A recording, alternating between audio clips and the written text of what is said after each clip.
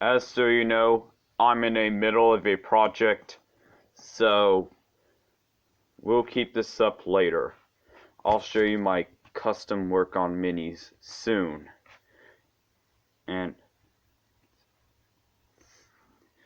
enjoy the remake.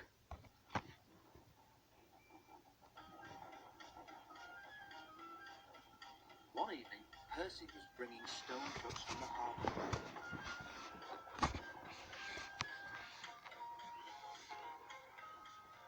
He was tired of his quarrel with Thomas and wanted to be friends again. He had had a good day and was feeling extra pleased with himself. He was so busy thinking how he would tell Thomas and Toby about his expert handling of the trucks that he forgot to keep a good lookout. Too late, he saw a broken branch hanging over the line straight in front of him. He tried to stop, but it was too late.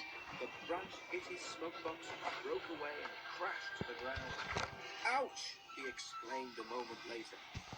Percy was more startled than hurt, but his thumb was still sore when they reached the shed. It's your own fault, said Thomas unsympathetically.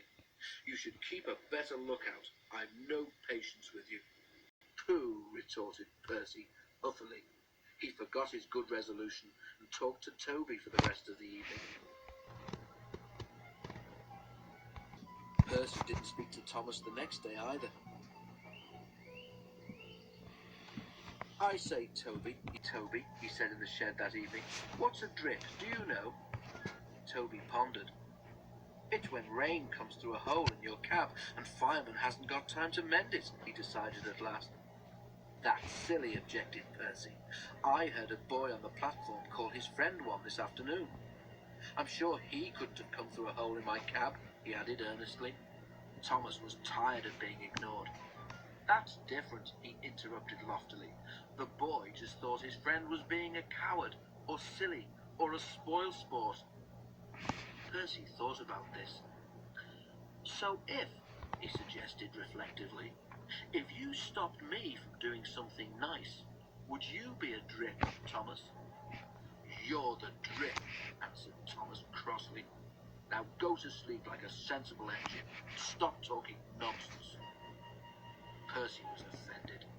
Instead of going to sleep, he became even more determined to pay Thomas out.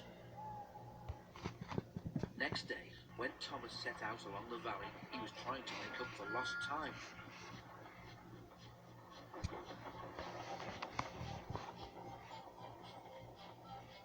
Suddenly, there was a loud bang, and something hard hit the bottom of his left-hand water tank.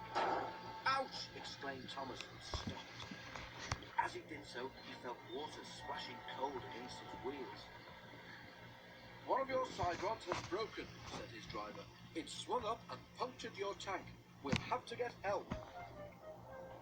Percy was shunting. The station master came up. Leave those trucks, please, Percy, he said. Thomas has got a hole in his water tank. There's water dripping everywhere, and he can't get home on his own. Percy was still cross with Thomas. I won't go, he said. Thomas called me a drip. Let him jolly well stay there and drip himself. But what about Annie and Clarabelle and the passengers, reminded Percy's driver. Do they deserve to stay out all night too? Percy was sorry at once. I forgot them, he said. We must rescue them in case they turn into drips too. He hurried away. He found Thomas near the river. Everyone was glad to see him, and the passengers thanked him for coming. I'm sorry I was rude, said Thomas, as Percy helped him back to the shed. That tank of mine turned me into a bigger drip than we expected, didn't it? Can we be friends again, please? Percy was delighted to agree.